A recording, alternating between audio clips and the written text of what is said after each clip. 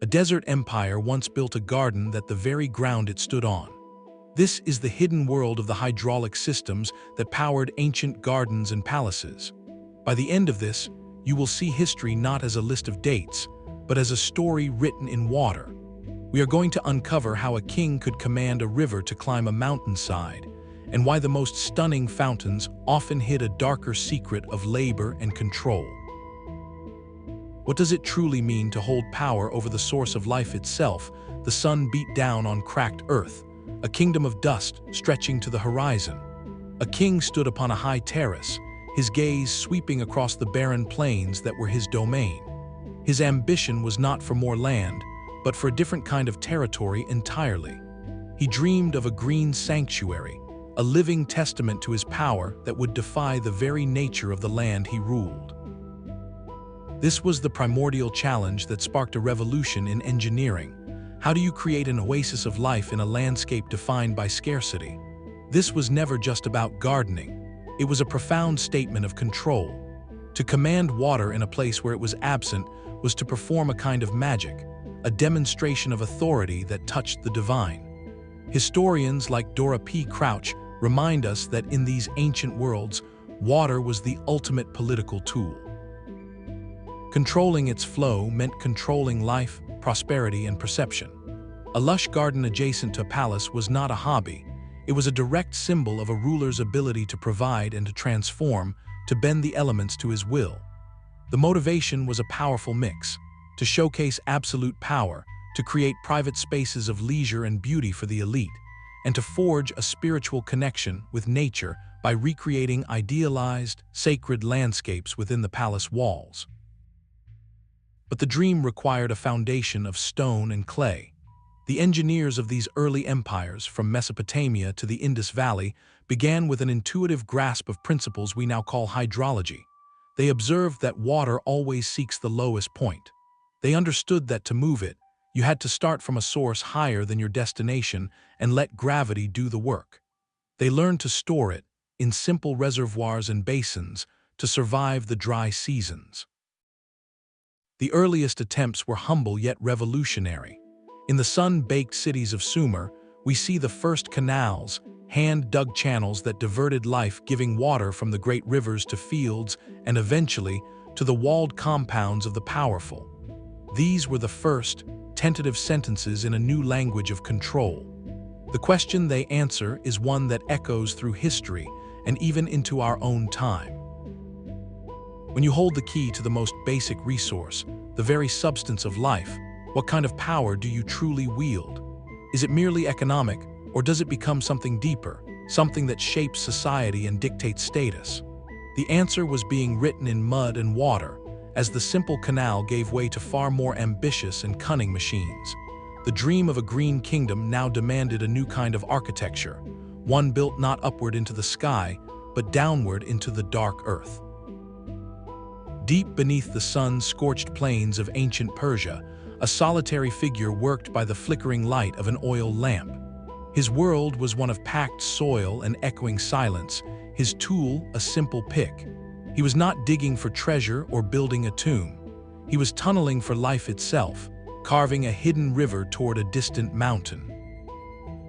This was the birth of the Qanat, a masterpiece of ancient engineering that turned the desert's greatest secret, its underground water, into a sustainable source of civilization.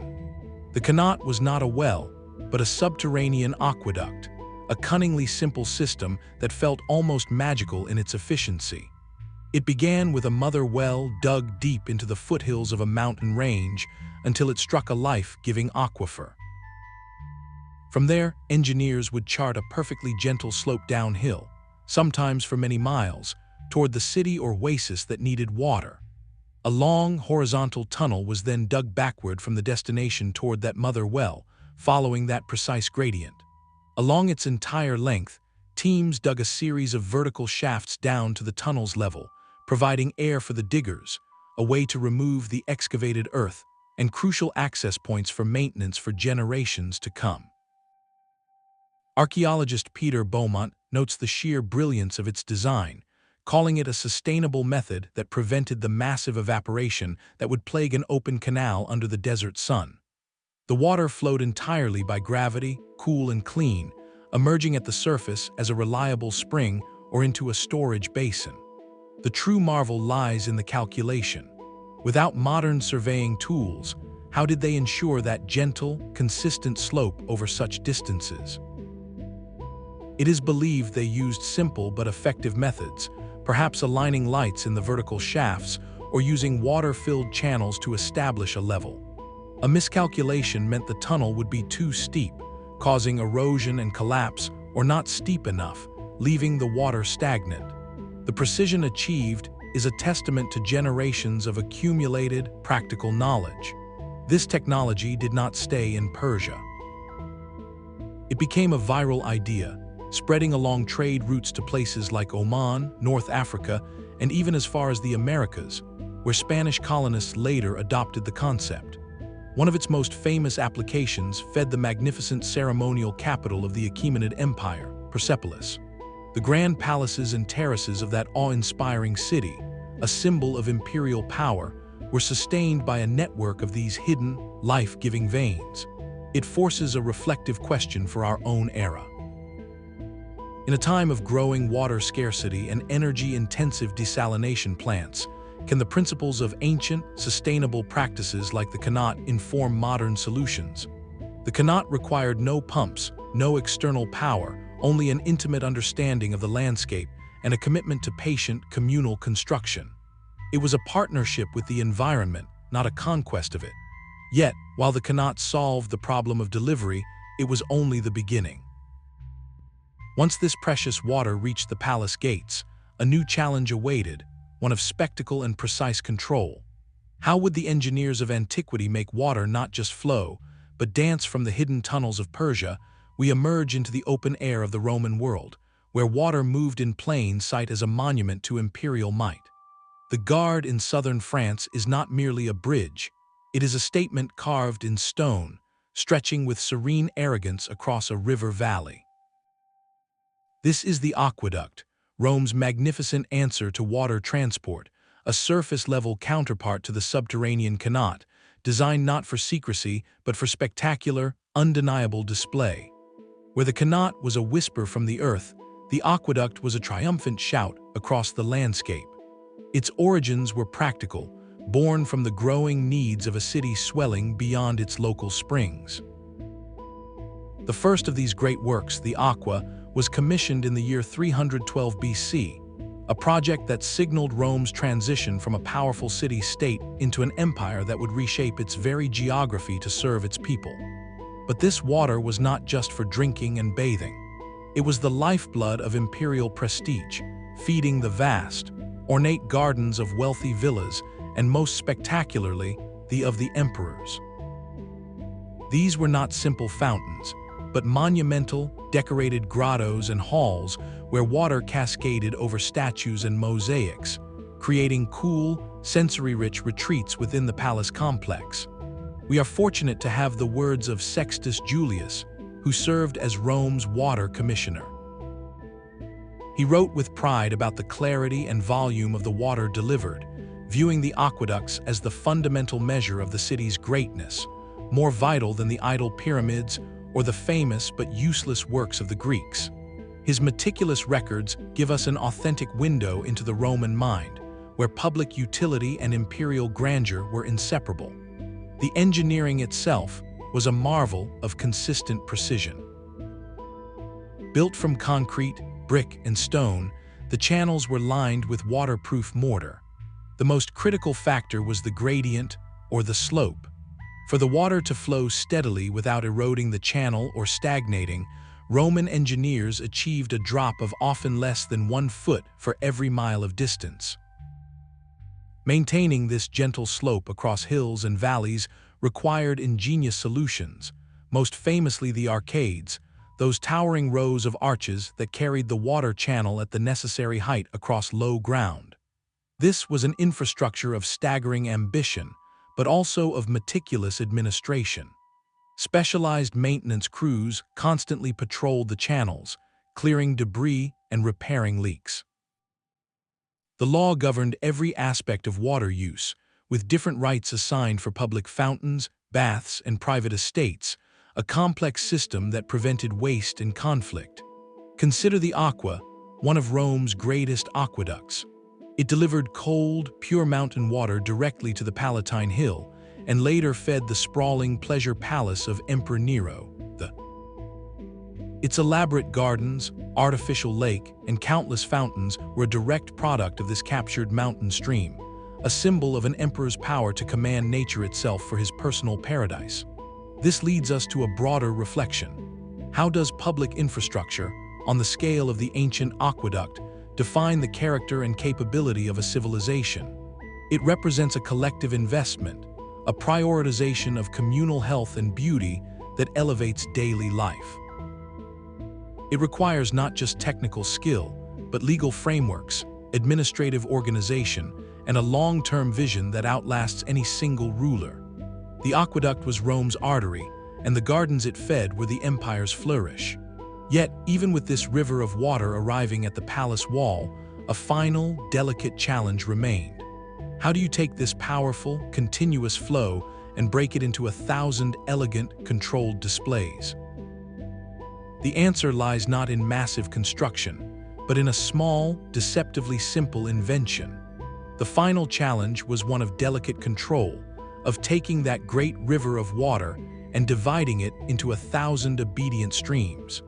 Within the very walls of a palace on the island of Crete, over 3,000 years before the Roman aqueducts, a solution was already in place.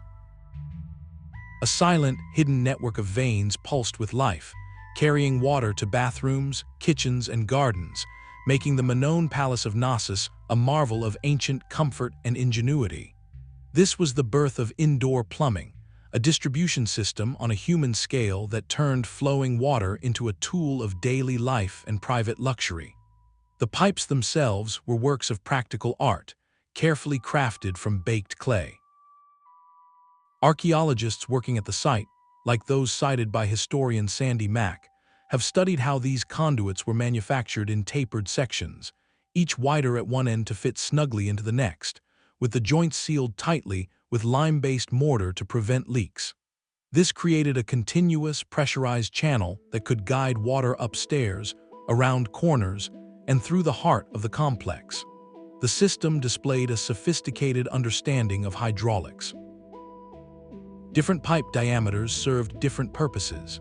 Larger mains brought the primary supply from cisterns or springs into the palace, while narrower pipes branched off to feed specific fixtures, including what may have been early fountain jets in courtyards. The pressure was managed purely through gravity and the careful engineering of the pipe's slope and diameter, a delicate balance to ensure a steady flow without bursting the fragile clay joints. At Knossos, this network was part of an integrated system that included light wells, ventilation, and an equally advanced drainage network to carry away, showcasing a holistic concern for sanitation and living conditions that feels remarkably modern.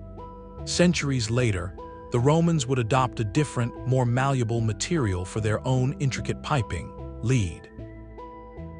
This metal was easier to cast and shape into complex fittings, allowing for even more elaborate indoor installations in the villas of the wealthy. Yet, historians note a potential, tragic trade-off. Some research suggests that the slow, constant leaching of lead into the drinking water over a lifetime may have contributed to health challenges, including cognitive issues, among the Roman elite. It is a sobering footnote to their engineering prowess, a reminder that technological advancement without full understanding of material science could carry an unintended cost. This evolution from to lead prompts a deeper question about societal values. What does the invention and refinement of indoor plumbing truly signify? It moves water management from a purely public monumental act, like building an aqueduct, into the private, intimate sphere. It reveals a priority not just for survival or public spectacle, but for personal comfort, hygiene, and the enjoyment of beauty within one's own home.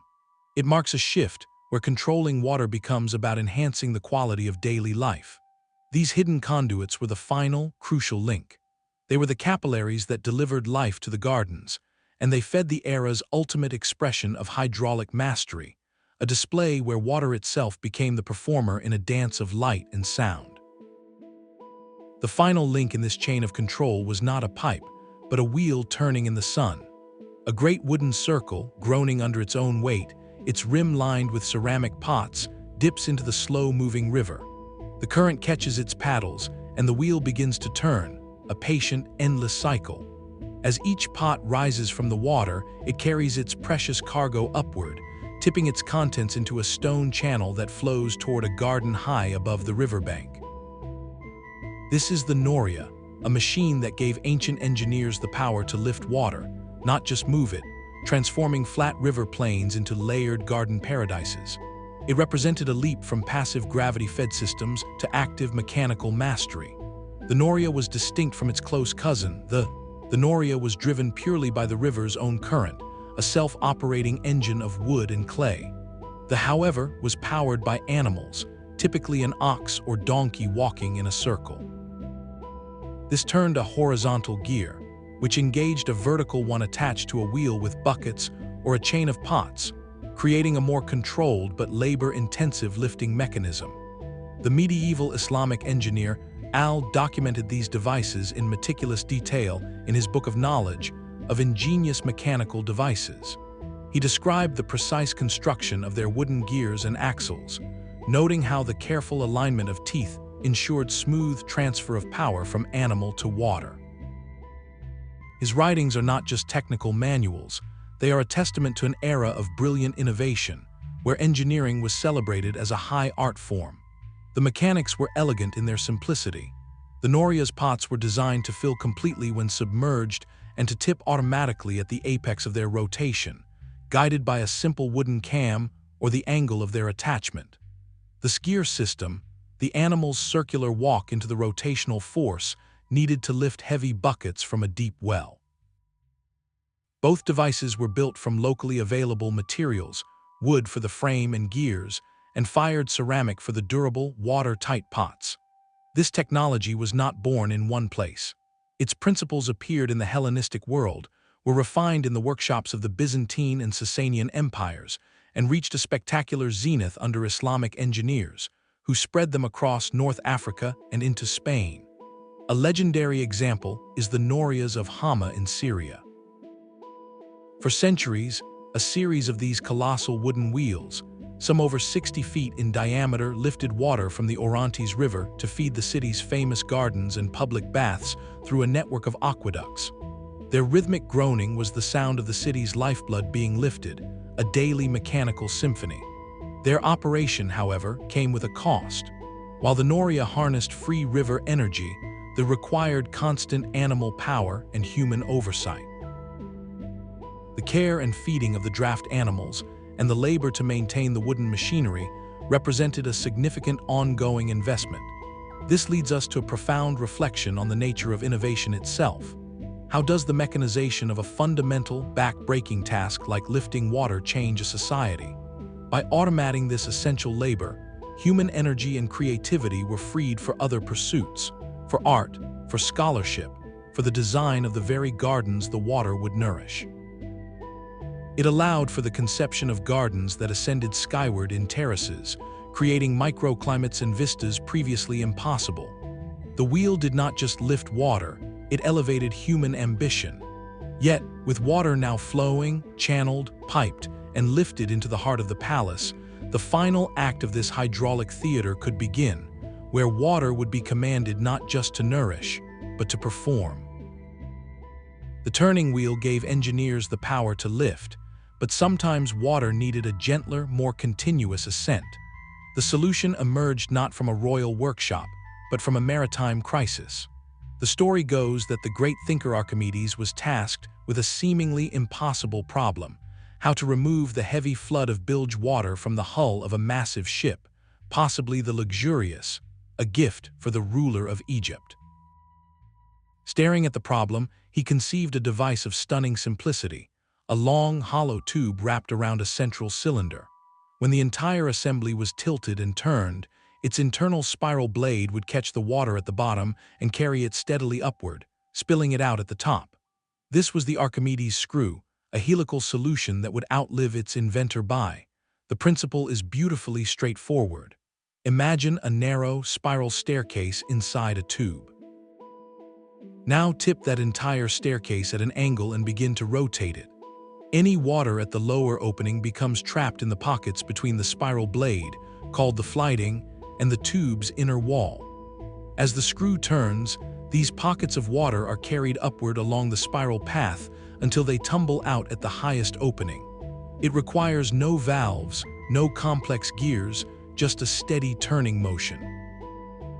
Engineering historians point out that its genius lies in its gentle action.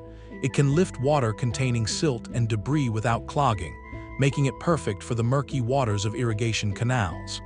For centuries, it was constructed from wood, the central shaft and flighting carefully carved and fitted into a wooden casing, sealed with pitch or resin.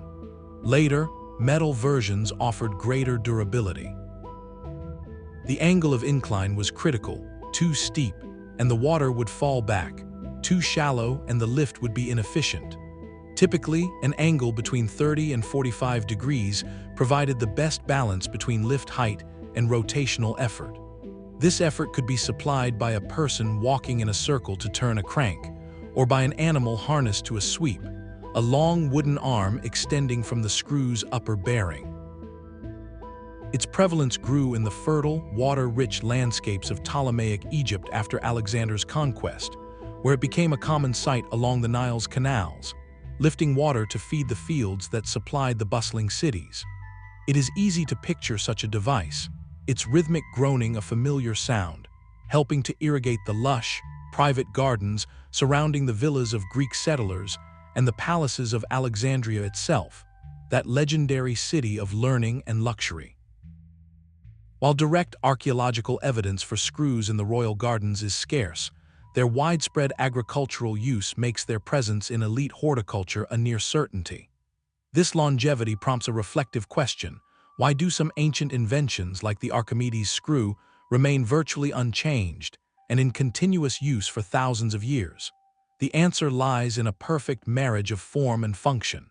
It is mechanically simple, with few moving parts to break. It is made from basic, accessible materials.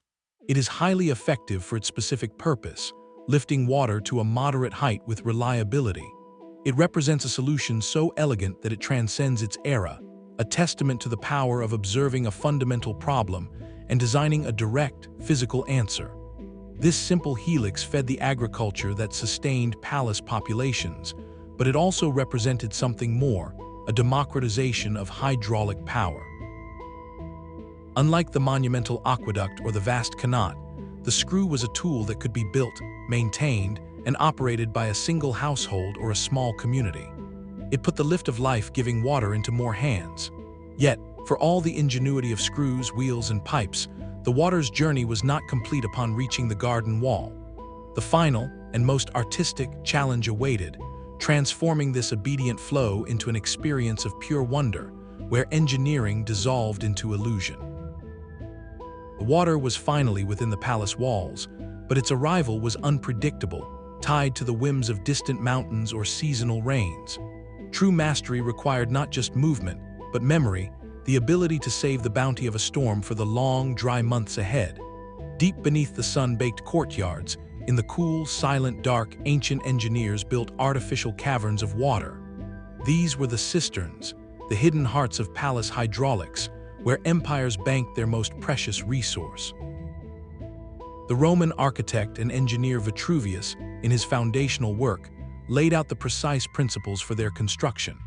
He advised that reservoirs should be built with a double wall, the space between packed with clay, and the interior lined with a special, waterproof plaster known as opus, a mixture of crushed and lime that set into a hard, impermeable shell. This attention to detail was everything. A single crack could mean the loss of a season's salvation. The process began long before the first stone was laid. Engineers selected locations with natural catchment areas, often paving large courtyards or constructing sloped roofs to channel every drop of rainwater into a network of gutters and conduits. Before the water entered the cistern, It often passed through simple but effective filtration chambers filled with layers of sand and gravel, cleansing it of silt and debris to keep the vast stores fresh and potable for months, even years. The strategic importance of these vaults extended far beyond horticulture. Within a fortified palace or city, a deep, reliable cistern was a key to survival. It meant a ruler could withstand a siege, secure in the knowledge that while an enemy might cut off external aqueducts, the lifeblood pooled safely within the walls could sustain the court, the guards, and the vital gardens that projected an image of unshakable normalcy. No example is more breathtaking than the subterranean world of Constantinople. To support the sprawling Great Palace complex and the burgeoning city on its arid peninsula, Byzantine engineers created vast underground cathedrals for water. The Basilica Cistern, with its forest of 336 marble columns rising from the still, dark water, is the most famous.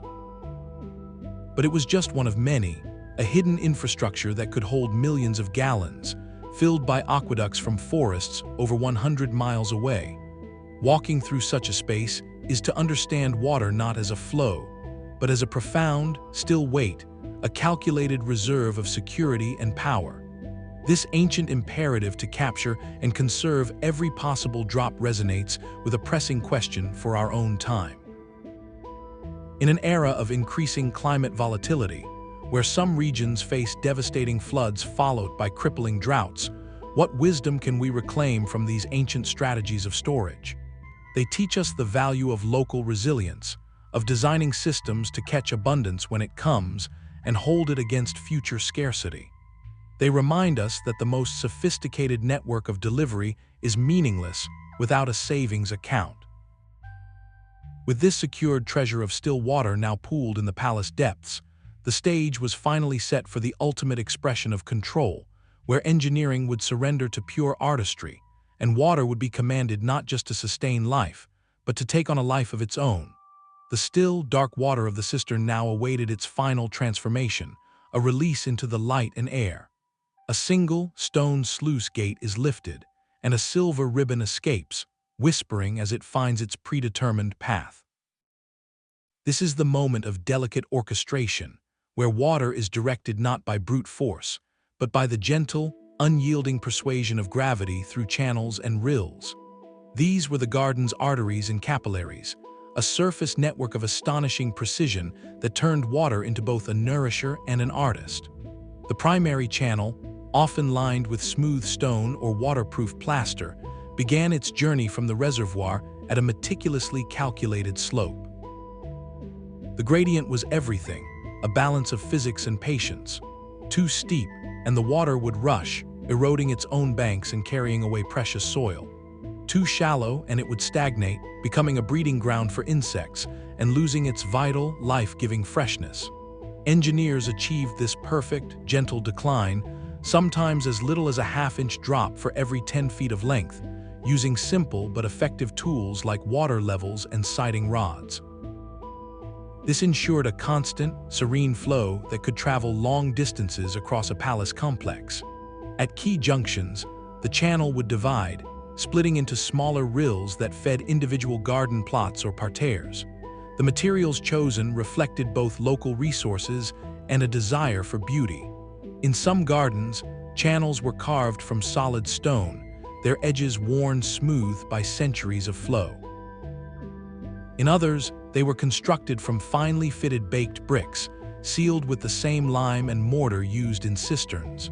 Control was managed through simple yet effective sluice gates, wooden or metal plates that could be raised or lowered to divert water from one branch to another, allowing gardeners to water different sections on a schedule.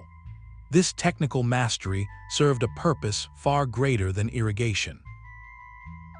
In the Persian, or fourfold garden, the water channels were the central design element, dividing the square garden into 4 quadrants. Landscape historians note this was deeply symbolic, representing the 4 rivers of paradise described in spiritual texts. The garden was a recreation of an idealized, sacred landscape on earth, a place where the ruler could walk alongside these celestial streams. The sound and sight of the water were integral to the experience. The gentle babble of a rill provided a constant, calming acoustic backdrop, masking the noises of the city or palace beyond the walls. The visual sparkle of sunlight on moving water brought dynamic life to the geometric plantings. A masterful example of this philosophy in stone and water is the gardens adjoining the Alhambra in Granada.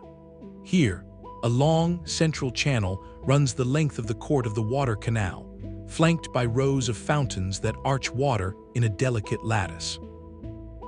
Smaller rills bisect the surrounding courtyards, feeding beds of fragrant flowers and citrus trees. The entire system is a poem in hydraulics, where every drop has a purpose and a path, contributing to an atmosphere of refined tranquility and intellectual order. This leads us to a reflective question about our own surroundings. How does the deliberate design of a landscape's water flow, the visible and audible presence of a guided stream, affect the human experience of peace and order? There is a profound psychology at work. A meandering, uncontrolled flood feels chaotic and threatening, but a clear channel with a predictable, gentle flow embodies harmony and human intention. It visually organizes the space and provides a rhythmic, soothing soundscape, telling us that all is functioning as it should. This network of channels made possible the stunning geometric gardens of history, but it also set the stage for water's most playful and surprising role, where it would leap and dance in defiance of gravity itself. The gentle flow of the channel now leaps skyward in a silver arc, catching the sun in a burst of rainbows and cooling mist. This was the ultimate theater of water, the moment when ancient engineering dissolved into pure spectacle. Fountains and their grand architectural shells, were not mere decorations. They were the breathtaking climax of the entire hydraulic system, a public declaration that a ruler possessed not just water, but complete mastery over its very behavior. Their evolution tells a story of escalating ambition. The earliest fountains were simply spring outlets, where water emerged naturally from a hillside, often enclosed and decorated as a sacred spot. But to make water dance on command required moving from passive collection to active pressure. The Roman author Pliny the Younger offers us a personal glimpse into this luxury in his letters, describing with pride the fountains at his Tuscan villa. He writes of water that jests in manifold ways, being thrown up and caught again in basins, a description that reveals how these displays were a source of personal delight and a showcase of technological sophistication for guests. The secret to this playful control was a beautifully simple principle of physics. Engineers constructed a hidden head tank, a smaller reservoir positioned on a hill or an upper story of the palace, significantly higher than the fountain itself. The vertical distance between the water surface in this tank and the fountain nozzle created what is called hydraulic head, the pressure that forced the water upward with vigor. The greater the height difference, the stronger and taller the jet could be. The final touch of artistry was in the nozzle. Crafted from bronze or other corrosion-resistant metals, these were not simple holes. They were carefully shaped apertures, sometimes multiple ones in a single fitting, designed to sculpt the water into specific patterns, a single towering plume, a graceful fan, or a cluster of delicate threads. This technical core was then wrapped in myth and art. Fountain design became a fusion of engineering and storytelling. Sculptures of gods, nymphs, and mythical creatures were integrated so that water appeared to pour from urns in their hands, spurt from the mouths of stone lions, or cascade over ornate shells and masks. The most legendary of all such displays were the fountains said to adorn the hanging gardens of Babylon. While their exact form remains an archaeological mystery, ancient historians described engines that raised water in great abundance to the highest terrace, from where it cascaded down through the garden levels, a tiered symphony of falling water that would have created a perpetual, cooling murmur throughout the artificial mountain. This universal human fascination with controlled, moving water prompts a deeper reflection. Why does a fountain, across so many cultures and eras, immediately signal status, peace, and advanced civilization? The answer lies in what it represents. A still pond can occur naturally, but a persistent, vertical jet of water is an undeniable artifact of intention, a continuous expenditure of energy and resources for no purpose other than beauty, sensory pleasure, and awe. It transforms a practical resource into a transient, living sculpture, proving that the ruler has moved beyond mere survival into the realm of artistic patronage and philosophical contemplation. Yet for all their apparent magic, these displays were utterly dependent on the hidden, utilitarian machinery we have already explored: the aqueducts, cisterns, and pipes that delivered the water, and the head tanks that gave it pressure. The fountain was the brilliant finale, but it was only the most visible part of a vast, unseen performance. The dancing fountain was a spectacle of the moment, but what if water could be made to mark the passage of time itself? In a hushed chamber of a Hellenistic palace, a king's guests would gather not just for a feast, but for a performance where the performer was invisible. As wine was poured, a hidden mechanism whirred to life, and a small, gilded bird perched on a branch would suddenly turn its head and let out a melodious, artificial song, powered by nothing but the steady drip of water. This was the world of hydraulic automata and water clocks, where engineering ingenuity was harnessed not for survival, but for pure entertainment and intellectual wonder. At the heart of this playful technology was the clepsydra, or water clock. Its principle was elegantly simple. A container with a small, calibrated hole would be filled with water, which would then drip out at a constant rate. By marking the water level against a scale, one could measure fixed intervals of time, much like the sand in an hourglass. In palace life, these clocks were crucial for regulating the schedule of court ceremonies, timing speeches, or managing the watches of the night. But for engineers like Hero of Alexandria, the clepsydra was merely a starting point. In his seminal work, he described how the steady flow of water or the controlled release of air could be used to animate entire scenes. He detailed designs for automatic temple doors that would swing open when a fire was lit on an altar, heating and expanding air in a hidden bronze sphere that would then push water into a bucket, whose weight would pull ropes to open the doors. For his singing birds, the mechanism likely used a complex interplay of siphons and levers. A steady water inflow would slowly fill a sealed container. Once full, the water would trigger a siphon, a tube that would suddenly empty the container all at once. This rapid release would cause a drop in air pressure, sucking air through a whistle shaped like a bird's song. At the same moment, the weight of the falling water or a connected float might pull strings to turn the bird's head or move its wings, creating a synchronized, magical display. These were not toys. They were profound demonstrations of royal patronage. To host a banquet where mechanical servants poured wine, or where statues moved on their own, was to showcase a ruler's connection to the cutting edge of natural philosophy and mechanics. It declared that his court was a center of knowledge, where the secrets of air, water, and motion were not just understood, but commanded for delight. A legendary example was the great throne room of the Byzantine emperors in Constantinople. Historical accounts describe an astounding golden tree filled with mechanical birds that chirped, flanked by gilded lions that would rise and roar, and a throne that could be mysteriously elevated into the air, all activated through hidden hydraulic and pneumatic systems designed to dazzle and intimidate foreign ambassadors. This deep human desire to create wonder for its own sake leads to a compelling question, one that echoes from ancient workshops to modern research labs. How does the pursuit of entertainment and pure spectacle become a powerful, often overlooked engine for technological innovation? The drive to make a bird sing with water pushed engineers to master fluid dynamics, siphons, and gear trains. The quest for a more accurate water clock refined principles of measurement and regulation. These playful projects, funded by kings seeking amusement, advanced foundational knowledge that would later feed into more practical machines. It reminds us that curiosity and the desire to inspire awe are not frivolous.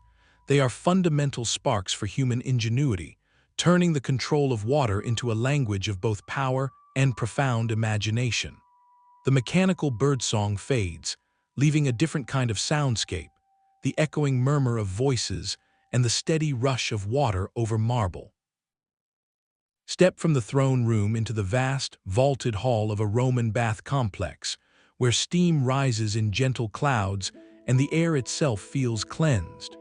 This was hydraulics on a truly civic scale, a system engineered not for a single garden or fountain, but for the health, ritual, and social fabric of an entire society.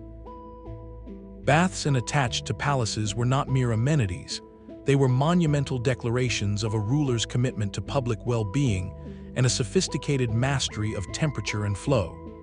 The Roman writer Seneca, living above a bustling bathhouse, once complained in a letter about the cacophony, the grunts of weightlifters and the cries of bathers, giving us a vivid, slightly irritated snapshot of how central these spaces were to daily life. His words ground this engineering marvel in the reality of noise and community, reminding us that these were living, crowded institutions. The cultural significance of bathing stretched far beyond Rome. In the Islamic world, they evolved as a place for ritual purification before prayer, a social hub for conversation, and a cornerstone of medical tradition, with its cycles of heat and coolness believed to balance the body's humors. In both societies, to provide such a space was to provide civilization itself. The engineering behind these complexes was a symphony of coordinated systems, beginning beneath your feet. The hypocaust was the silent genius of Roman bath heating. The floor was raised on hundreds of short brick pillars, creating a hollow space or cavity. From a dedicated furnace room, the hot air and gases from wood-burning fires would be channeled through this underground maze, warming the floor tiles above to a comfortable temperature. The heat then rose through hollow box tiles built into the walls, ensuring the entire room was evenly heated from the ground up. Meanwhile, an intricate plumbing network managed the water itself.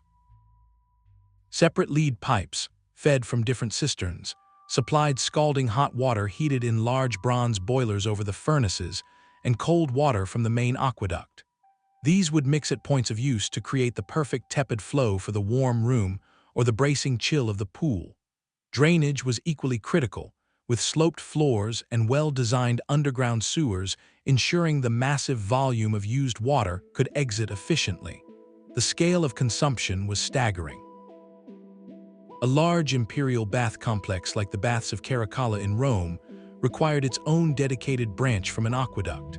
Historians estimate it could hold over 1,600 bathers at once and may have used hundreds of thousands of gallons of water per day, a volume that rivals a small modern town. Caracalla's baths were a palace of leisure for the public, complete with libraries, gardens, and shops, all made possible by the relentless, unseen flow of water. This immense hydraulic investment prompts a reflective look at societal values. How do communal spaces like ancient baths reflect a society's priorities regarding public health and social equality? While entry was often stratified by cost and time of day, the very existence of such grand, publicly accessible facilities, often subsidized by the state or the emperor, signaled a belief that communal health and cleanliness were worthy of monumental effort and expense.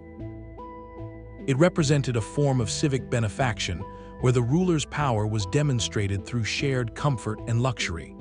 The bath was a great equalizer in its basic function, a place where citizen and senator alike shed the dust of the street. Yet, this lavish consumption of water also highlights a stark divide, for the labor that maintained these flows was immense and often unseen. The furnaces of the required constant stoking by teams of workers in sweltering heat, and the vast network of pipes and drains demanded endless maintenance. The glittering marble and soothing waters of the bath rested on a foundation of relentless physical toil, a hidden cost to the grandeur. This tension between public luxury and private labor brings us to the human engine behind every hydraulic wonder, the anonymous figures who designed, built, and maintained these systems against the silent, persistent threat of failure. While the fountains danced, and the bath steamed, a parallel, unseen river flowed in the opposite direction. Beneath the marble floors and verdant gardens lay a hidden, inverted world, the silent and essential foundation of every hydraulic wonder, the network of drains and sewers. If the aqueduct was the palace's artery, this was its vein, carrying away what was used and unwanted, preventing the entire system from drowning in its own success. This engineering of removal was as vital as the engineering of delivery, for without it, gardens would become swamps, courtyards would flood with every storm, and the grandest palace would swiftly become an unhealthy place. The principle was a mirror of the surface channels, but with a different master, gravity still ruled. But now its task was to pull water away, down and out. Engineers constructed graded drains, often vaulted with stone or fired brick to withstand the weight of the earth above, and made them just large enough for a person to enter for maintenance. These subterranean channels sloped steadily toward a final destination, a river, a deep cesspit, or an agricultural field for reuse. The concept is astonishingly ancient. Archaeologists studying the great cities of the Indus Valley civilization, like dating back over 4,000 years, have uncovered remarkably advanced, citywide drainage systems. Homes were connected to street drains, which featured inspection holes and settling tanks to capture solid waste before water flowed onward. This reveals a sophisticated, early understanding that public health was inextricably linked to managing water's exit as carefully as its entrance. The materials and methods were a testament to practical foresight. Drains were lined with smooth, tight-fitting stone slabs or specially fired bricks sealed with waterproof mortar to prevent leaks that could undermine foundations. Settling tanks or sumps were crucial components, chambers where the flow would slow, allowing heavier solids to drop out of suspension. These would be periodically cleaned, while the clearer water continued on, reducing blockages in the longer channels. This was not an afterthought. It was integrated into the very bones of a structure from the initial planning stages. At the Palace of Knossos, which we encountered for its early plumbing, the drainage network was equally advanced. Pipes set in the walls and underfloors carried from bathrooms and kitchens to large stone conduits that channeled it away from the living areas, preventing erosion of the hillside and the spread of waterborne illness. This holistic thinking, bringing fresh water in and taking wastewater out in a continuous cycle, marks a high point of ancient urban design. The most famous example of this underworld architecture is Rome's Cloaca Maxima, the Great Sewer. Begun in the 6th century BC as an open channel to drain the swampy land between the city's hills, it was later vaulted over and expanded into a monumental brick-lined tunnel. It grew from a simple drainage ditch into the backbone of the city's sanitation, eventually emptying into the Tiber River. While its primary function was practical, its scale and durability made it, like the aqueducts, a symbol of Roman engineering prowess, a hidden wonder that allowed the visible city above to thrive. This brings us to a reflective question about our own modern cities. Why are the most crucial infrastructures for public health and environmental protection often the ones we deliberately design to be invisible, buried beneath our feet? We celebrate bridges and towers, but the sewers and treatment plants are out of sight and out of mind until they fail. Effective, invisible drainage protected the entire hydraulic investment of an ancient palace, ensuring that the beauty and leisure above ground were not undone by stagnation and decay below. It was a humble, unglamorous form of genius, acknowledging that true control over water means responsibly managing its entire journey from source to spectacle to safe return. The silent, functional genius of drains ensured a palace's survival, but one legendary garden has captivated imaginations precisely because it left no such practical trace. Among the 7 wonders of the ancient world, the Hanging Gardens of Babylon stand alone as a mystery, a vision of lush terraces rising like a green mountain in the heart of a Mesopotamian desert. For centuries, the central question has been not just of beauty, but of basic mechanics. How could such a feat of horticulture possibly be watered? The classical accounts that fuel the legend come from later Greek historians, like Strabo, writing centuries after the gardens were said to have been built. They describe a towering, tiered structure of vaulted terraces, built of stone and brick, supporting a deep layer of soil sufficient for large trees to grow. The most tantalizing detail is always the water. These ancient sources speak of screws, or engines, that raised water from the Euphrates River to the very top, allowing it to cascade down through the garden levels. Yet, these are second-hand stories, and no definitive archaeological evidence of the gardens has ever been found in Babylon itself. This absence has led some scholars, most notably of the University of Oxford, to propose a radical shift in the story. Research suggests the gardens were not in Babylon at all, but rather in the Assyrian capital of Nineveh, built by the great king Sennacherib in the early 7th century BC. She points to Sennacherib's own inscriptions, which boast of a wonder for all peoples, a vast garden complex with exotic plants, watered by an ambitious canal and aqueduct system that brought water from mountain sources over 30 miles away. This theory reframes the wonder from a Babylonian love story to an Assyrian engineering triumph. Whether in Babylon or Nineveh, the hydraulic hypothesis remains the core of the puzzle. Engineers and historians have proposed several plausible systems. One is a continuous chain pump system, where a large, rotating screw or a loop of buckets powered by human labor could have lifted water in stages from the river to a high reservoir at the garden's summit. Another is a massive noria, a water-lifting wheel of unprecedented scale, dipping into the Euphrates and pouring its cargo into an elevated aqueduct that fed the top terrace. A third idea involves a complex network of terraced cisterns and hidden pipes, where water was lifted to an intermediate tank, then allowed to flow down to irrigate one level before being collected and lifted again to the next.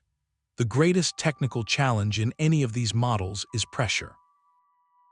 To create the fountains and cascades described, water needed to be delivered to the highest terrace with enough force to then flow freely downward. This would have required a head tank positioned even higher than the garden's peak, or an incredibly powerful and reliable lifting mechanism. Intriguingly, Assyrian palace reliefs from the time of Sennacherib do offer clues. They depict lush gardens, often on terraces, and one famous relief even shows what appears to be a sophisticated screw-like device made of wood and metal, possibly used for lifting water. This visual evidence from the Assyrian world lends weight to the idea that the technology for such a garden did exist, even if its most famous application has been misplaced by history. The enduring power of this mystery forces a reflective question. Why does the unresolved story of the Hanging Gardens hold such a persistent grip on us, even more than the wonders we can still see ruins of today? Perhaps it is because it represents the ultimate lost masterpiece of ancient hydraulics, a perfect convergence of engineering, art, and myth. Its absence underscores the limits of our knowledge, reminding us that history is not a closed book, but a landscape where new discoveries can still radically rewrite the grandest tales. It fuels our fascination because it lives in that tantalizing space between what was possible and what we can prove, a ghostly monument to the boundless ambition of those who sought to make the desert bloom. A delicate marble lion holds perfectly still, while from its mouth, a slender thread of water arcs silently into a sun-drenched basin. This is the heart of the Alhambra, the Court of the Lions, where 12 such statues support a fountain, and 4 narrow channels cross the courtyard, dividing it into quadrants. This is not merely decoration, it is a living diagram of paradise. Built as the palace fortress of the dynasty between the 13th and 15th centuries in Granada, Spain, the Alhambra represents a moment where hydraulic engineering, sacred geometry, and poetic philosophy fused into a single, breathtaking experience. The channels are not accidental. They are a direct representation of the four rivers of paradise described in spiritual tradition, making the entire courtyard a map of a celestial ideal brought to earth.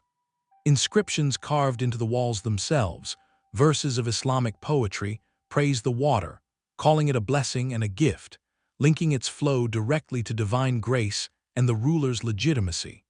To stand here is to understand that every drop was measured for meaning as much as for moisture. The journey of this water began far from the palace walls, high in the snow-capped peaks of the Sierra Nevada mountains. The lifeblood of the entire complex was, and still is, the Royal Canal. This ancient irrigation channel, a masterpiece of medieval civil engineering, captures meltwater and spring water from the river and guides it along a carefully calculated slope for over 4 miles toward the Red Hill, upon which the Alhambra sits. The slope is so gentle, the descent so meticulously managed, that the water arrives with just enough pressure to feed the entire network without pumps or engines, a testament to the surveyors who plotted its course centuries ago. Once inside the walls, the water enters a hidden labyrinth of distribution. Primary channels, or branch into smaller secondary channels, which then feed the intricate veins of individual courtyards, rooms, and gardens. The system is a hierarchy of flow, designed for both abundance and precise control, with sluice gates allowing gardeners to direct water to specific areas, ensuring the myrtle hedges, rose bushes, and citrus trees remain perpetually vibrant. Beyond nourishment, the water was sculpted for the senses, especially for hearing. The engineers of the Alhambra practiced a form of precise acoustic design, tailoring the sound of water to the function and feeling of each space. In the Court of the Myrtles, a long, reflective pool creates a serene, almost silent mirror, amplifying the sense of spacious calm for official receptions. In the private baths, the sound was softer, a gentle trickle conducive to relaxation and intimate conversation. But in the Court of the Lions, the design achieves a subtle auditory miracle. The fountain at the center is designed so the water falls from the lions' mouths into a shallow basin with a specific, soft murmur. This sound is then framed and amplified by the enclosed courtyard, creating a constant, soothing backdrop that masks outside noise and fosters a contemplative atmosphere. It is engineered serenity. The Rills still functions today, a testament to the foresight of its builders. It continues to water the gardens, the summer palace located on a neighboring hill, where terraced flowerbeds and courtyards are fed by the same ancient system. This enduring functionality prompts a reflective question, one that the Alhambra answers in every carved wall and whispering channel. How can engineering serve not just practical needs, but also spiritual and artistic expression? Here, the answer is woven into the very fabric of the place. The water system was never a separate utility. It was the central nervous system of a philosophical vision. It made the gardens grow, yes, but it also gave physical form to poetic metaphors, turned courtyards into spiritual diagrams, and composed a soundscape for contemplation. The Alhambra stands as a supreme testament to integrated design, where the channel, the poem, and the arch were all part of a single conversation about beauty, power, and paradise. This holistic mastery, however, was not achieved without immense effort and organization, raising the question of who orchestrated such symphonies and at what human cost. High in the Andes, a stone channel carries a ribbon of water along a precipitous mountainside, defying gravity and logic in a land of cloud and rain. This is the lost city of the Inca, where hydraulic engineering was not a luxury but a necessity for survival, a delicate dance with one of the planet's most challenging environments. Built as a royal estate and ceremonial center for the Inca emperor, in the 15th century, the citadel's very existence depended on a single, fragile lifeline, a spring located nearly half a mile away on the other side of a mountain ridge. In this landscape of torrential downpours and steep slopes, the primary challenge was not finding water, but controlling its relentless, destructive power while securing a pure, reliable supply for the elite residents. Hydrologist Wright, who led a detailed study of the site's waterworks, described it as a civil engineering marvel, a testament to a culture that viewed water as sacred and managed it with extraordinary precision. The system began at the primary spring, where a stone collection wall captured the flow. From there, the Inca engineers constructed a canal, that ran for 749 meters along a carefully calculated route. The gradient was everything. Wright's team measured it and found an average slope of about 3%, a gentle but consistent decline that ensured a steady flow without causing erosion in the stone channel. To maintain this perfect slope across such uneven terrain, the builders used retaining walls, carved tunnels through bedrock, and even built small bridges to carry the canal over gullies. This was not a haphazard ditch, it was a monument of infrastructure, delivering roughly 80 gallons per minute of fresh water to the heart of the city. Upon entering the urban sector, the canal fed a sequence of 16 meticulously crafted stone fountains, arranged in a cascading series. This was the distribution network, but it was also a map of social order. The first fountain, located just inside the main gate, was the largest and most ornate, likely reserved for ceremonial use or for the emperor himself. As the water flowed downward, the fountains became progressively simpler, suggesting a hierarchy of access that mirrored the status of the neighborhoods they served. The water from each fountain basin overflowed into the channel leading to the next, ensuring no waste. A profound example of this integration is found at the Temple of the Sun, the city's most sacred structure. Here, a special fountain was built directly into the temple's curved wall, its water likely used for rituals by the high priests. The liquid element was woven into the spiritual architecture, a clear sign of its divine significance. Yet, for all the care put into bringing water in, an equal genius was applied to getting it out. This extensive, hidden drainage system is its unsung hero. Beneath the plazas and buildings, layers of crushed stone and subsurface channels redirected the enormous volume of rainwater away from the foundations.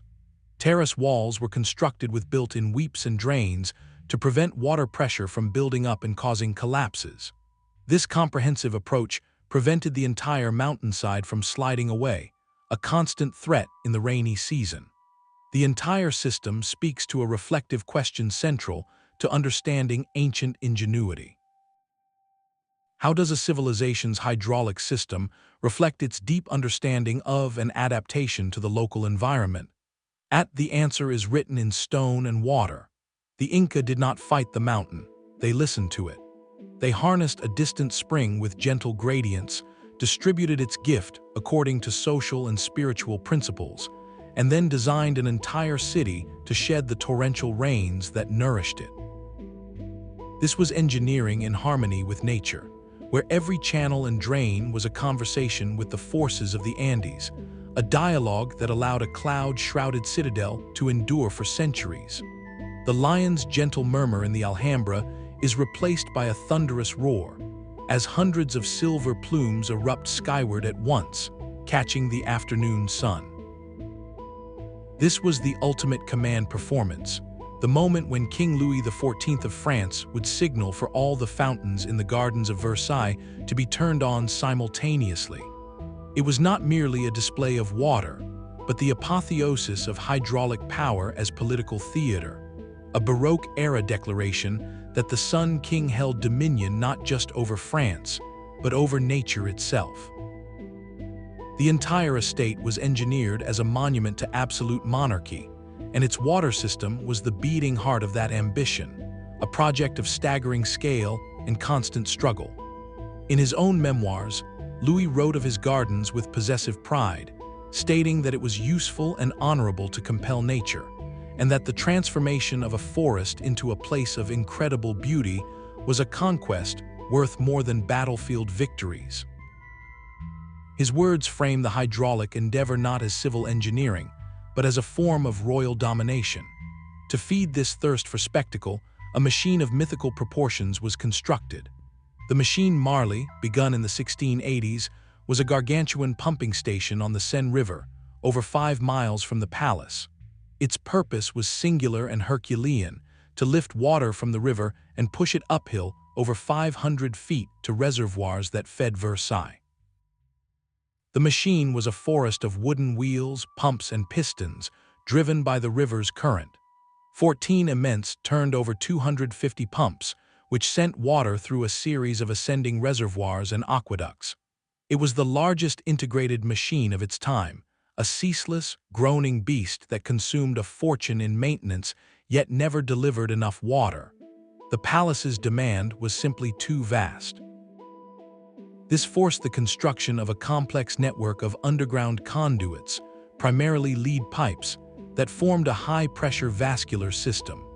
The water from the Marley machine and other sources was stored in massive reservoirs, then fed into these pipes, where the sheer weight and height of the stored water created the pressure needed to make the fountains soar. The entire garden was a hydraulic map, with different fountain groups on separate circuits, so they could be activated in sequence during the king's walks. Operating this fragile, immense system required a hidden army, an entire department of fountain keepers that lived in the garden's subterranean passages. Their role was one of frantic precision. During a royal promenade, teams of men would be stationed at key junctions, awaiting signals relayed by whistles. As the king approached a fountain, they would open its sluice, bringing it to life just in time for his admiration. As he moved on, they would shut it off to conserve water for the next spectacle. This real-time, human-powered operation underscored the immense labor behind the illusion of effortless magic. A perfect example of this fusion of myth, politics, and hydraulics is the Latona fountain. It depicts the goddess Latona protecting her children, Apollo and Diana, from the insults of Lycian peasants, whom she turns into frogs. The iconography was a direct political allegory, warning the French nobility, who had rebelled against the crown in Louis's youth, of the fate of those who defy royal authority. Hydraulically, it was a masterpiece, with multiple jets creating a layered tableau, water cascading from the central pyramid and spurting from the mouths of the transformed frogs, a literal fluid rendering of the king's power to punish and transform. Versailles represents a pinnacle where technological ambition and political statement became inseparable. It pushes us to ask a reflective question, one with echoes in our own time of grand projects. When does the drive to master an environment and showcase capability tip over into pure extravagance, and what are the true costs of such statements? At Versailles, the cost was measured in the constant, losing battle for water, the fortunes spent on the faltering machine Marley, and the lives of the workers who maintained the system. The political statement, however, was unmistakable. Every soaring jet was a proof of concept, demonstrating that the king's will could reshape the landscape, command the elements, and orchestrate a symphony of water for his pleasure. It pushed contemporary engineering to its absolute limits, not for public health or agricultural abundance, but for the ultimate symbolic purpose, to make the power of the state visible, audible, and breathtakingly real. The roaring fountains of Versailles were a statement of temporal power, but the water they sprayed had whispered of the divine for. Beyond every aqueduct and hidden pipe lay a deeper current, a symbolic language where water was never just H2O, it was life itself, purity, fertility, and a direct reflection of the cosmic order. To understand the gardens of antiquity, you must listen to this older, sacred hydrology, where every channel was a prayer and every pool a mirror to another world. Mythologists noted that for ancient societies, water symbolized the whole of potentiality, the source of all possible existence. It was the formless, primordial substance from which creation emerged, making its controlled presence in a garden a reenactment of the very moment of Genesis. This spiritual dimension transformed engineering from a practical task into a sacred duty, embedding technology with profound meaning. Across cultures, specific symbols repeated like a universal hymn. The concept of the four rivers of paradise, flowing from a central source to divide the world into quarters, appears in both Islamic and Christian traditions. This was not merely a beautiful story, it was a blueprint. The gardens of Persia and the courtyards of the Alhambra made this cosmology tangible, their cruciform water channels mapping heaven onto earth, allowing a ruler to literally walk within a diagram of paradise. In Hindu temple gardens, the sacred pool, served as a threshold. Before entering the temple proper, devotees would perform ritual ablutions in these tanks, symbolically washing away impurity to approach the divine with a cleansed body and mind. The water itself was often considered as holy as the deity within the temple, a liquid manifestation of grace. The sound and movement of water were carefully curated for spiritual effect. The gentle, rhythmic trickle of a fountain or rill was not an accident. It was an auditory tool for meditation, a constant, predictable soundscape designed to calm the mind and focus thought, guiding individuals away from worldly distraction and toward inner reflection. The still surface of a pool, meanwhile, served as a literal mirror, reflecting the temple's spires or the sky, visually merging the architectural and the celestial, suggesting a unity between the human realm and the divine. A magnificent illustration of sacred hydrology on a monumental scale is the temple complex of Qanat in ancient Egypt. Here, a vast sacred lake was not for irrigation, but for ritual. It represented the primordial waters of Nun, the dark, endless ocean that existed before creation, from which the mound of earth first arose. Each day, priests would use water from this lake in purification ceremonies for the statues of the gods, reenacting the moment of cosmic order emerging from chaos. A network of canals connected this lake to the nearby Nile, tying the temple's rituals directly to the life-giving cycle of the river that sustained the entire kingdom.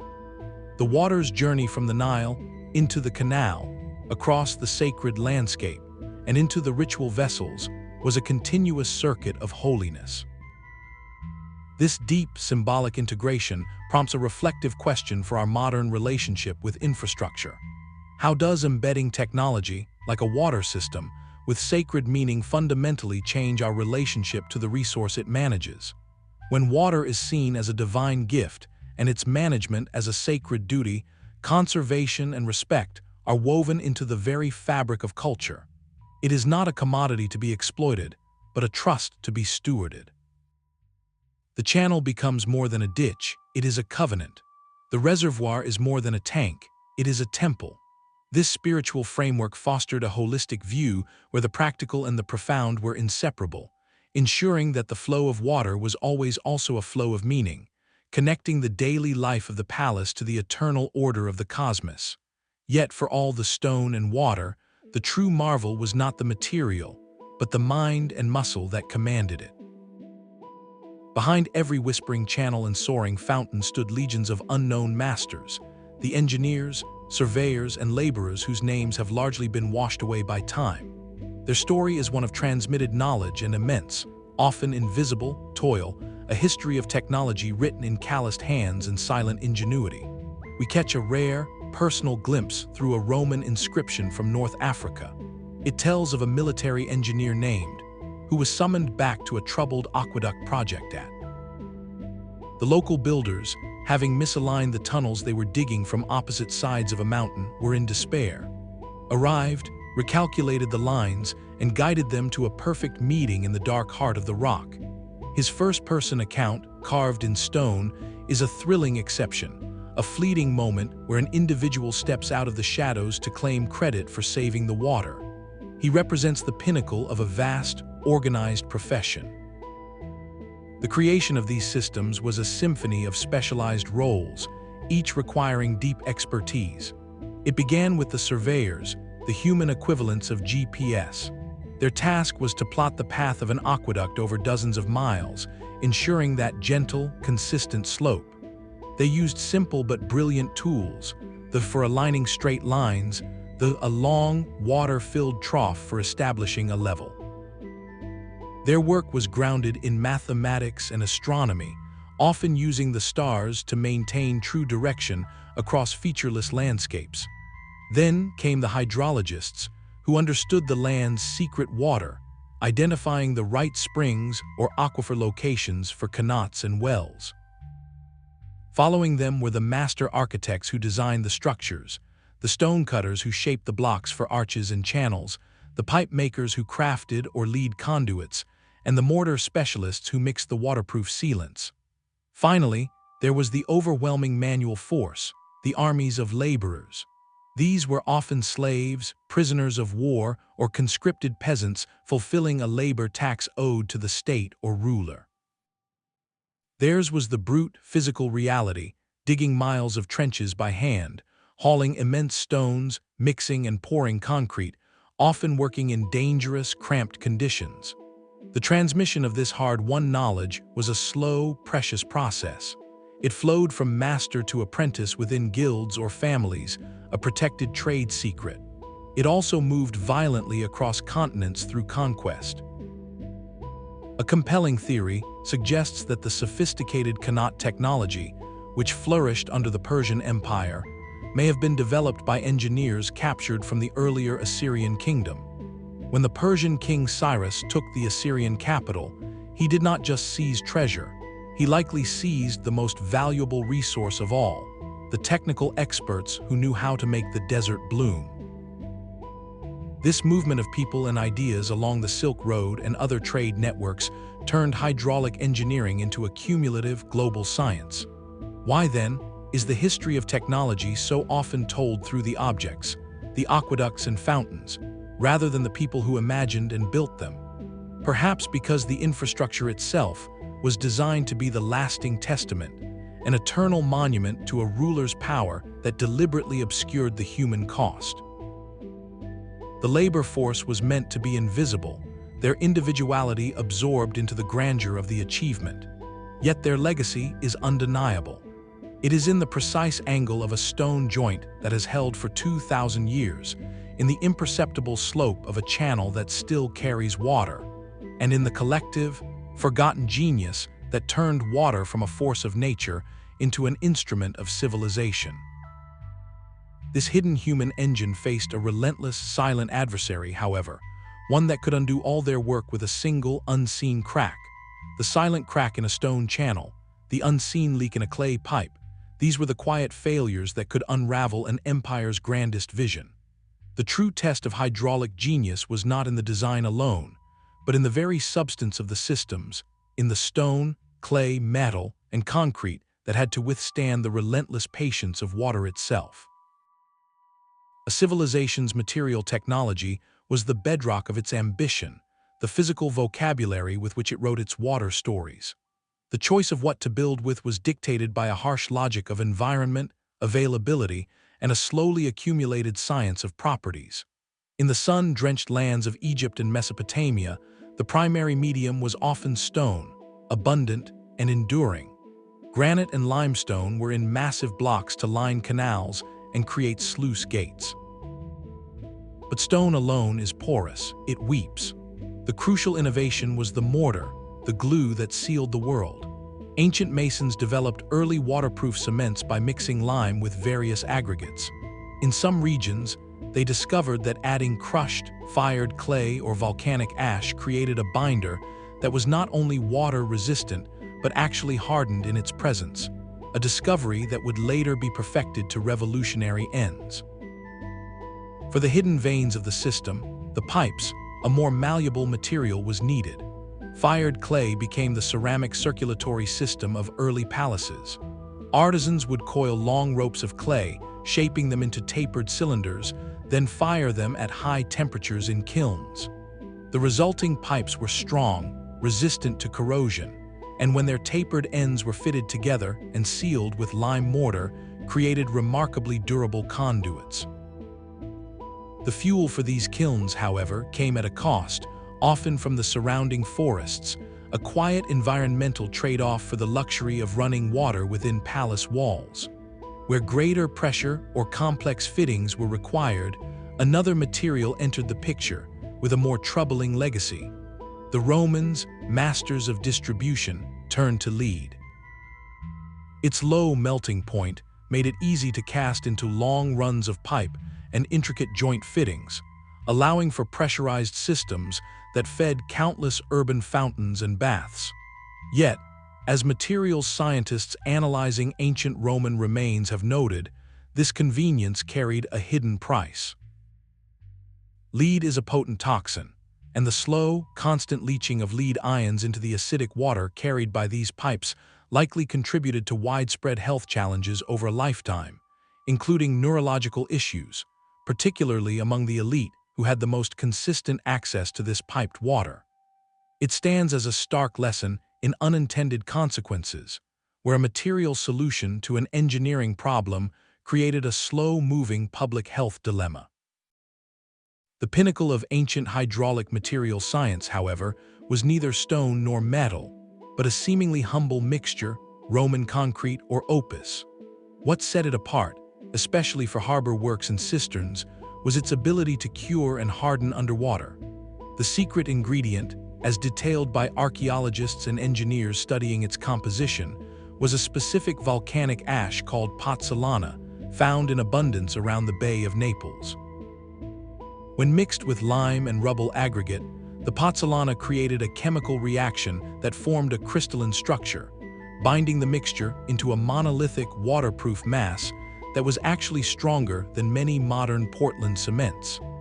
This material enabled the construction of massive harbor moles that resisted the sea's pounding, and vast, leak-proof cisterns that held cities' water reserves. The Romans did not just use concrete, they engineered it, varying the recipe based on the application, understanding through long practice which volcanic ash from which region yielded the best results for a given purpose. This deep relationship between material and ambition forces a reflective question, one that echoes from ancient quarries to modern laboratories. How does the physical substance a civilization can produce or acquire fundamentally shape the scale and permanence of its dreams? Without the pozzolana ash, Roman hydraulic ports might have remained vulnerable wooden jetties. Without the understanding of fired clay, the intricate plumbing of Knossos would have been impossible. The right material did not just make the systems function, it made them last, turning fleeting hydraulic commands into enduring monuments of stone and water. Yet, even the strongest concrete could not defy the most relentless force of all, the silent, patient work of time and neglect. The true legacy of these waterworks is not just in stone, but in the soil itself. Ancient hydraulic systems were not passive additions to the landscape. They were active, powerful forces that reshaped the environment for generations, with consequences both fruitful and devastating. This is the story of a double-edged legacy, where the same ingenuity that created life could also slowly undermine it. On the fertile plains between the Tigris and Euphrates rivers, the cradle of civilization, a hidden threat accumulated with every irrigation season. The elaborate canal networks of Sumer and Babylon brought unparalleled agricultural abundance, feeding mighty cities. Yet, as environmental historians like Jared Diamond have examined, this very success contained a slow-moving crisis. In hot, dry climates, irrigation water evaporates quickly, leaving behind dissolved salts. Without sufficient natural rainfall or drainage to flush these salts away, they build up in the soil year after year, a process called salinization. Over centuries, this toxic accumulation poisoned the fields, steadily reducing crop yields until the land could no longer support the population it had once nurtured. Cuneiform tablets from the time even record the shifting from salt-sensitive wheat to more tolerant barley, a silent archaeological testimony to a declining landscape. Here, water management became a form of unintentional water mining, extracting short-term fertility at the cost of long-term sustainability. The environmental cost extended beyond the fields. The demand for materials was immense. Firing the countless pipes for palaces like Knossos required vast amounts of charcoal, fuel harvested from surrounding forests. The construction of the great Roman aqueducts consumed entire quarries. This large-scale deforestation, repeated across empires, stripped hillsides of their protective cover. When rains came, often channeled and accelerated by the very hydraulic networks built to control them, the result was severe erosion. Silt would clog canals and reservoirs, demanding constant, laborious dredging, while the loss of topsoil diminished the region's overall ecological resilience. The relationship was a paradox. The systems that provided water stability could also make the land more vulnerable to its force. Yet, not all ancient engineering followed this extractive path. Contrast the Mesopotamian canals with the gentle persistence of the Persian Qanat. The Qanat did not mine the aquifer, it tapped it sustainably. By following the water table with a gentle slope, it drew only what naturally flowed into the mother well, a rate that recharged with seasonal rains. It created a permanent oasis without depleting the source, a model of balance that allowed communities to thrive in deserts. This highlights a fundamental dichotomy in ancient approaches, one of aggressive redistribution versus harmonious integration. Some civilizations adapted wisely to their environmental constraints, while others, through necessity or overreach, pushed against them until the system broke. A profound and haunting example of this complexity may be found in the decline of the classic Maya civilization. While not a single cause, research suggests that water management issues critically intersected with prolonged drought. The Maya of the lowlands built elaborate reservoirs and canal systems to capture rainwater during the wet season to survive the dry months. Their magnificent cities like Tikal were entirely dependent on this captured rainfall. When a series of severe, year droughts struck, as evidenced by geological climate records, these reservoirs likely dried up. The centralized, dense populations around the ceremonial centers faced catastrophic water shortages. The very hydraulic systems that enabled their urban growth may have made them more vulnerable when the climate pattern they were designed for shifted beyond their capacity. It was not necessarily a failure of engineering, but a tragic collision between human adaptation and a changing world.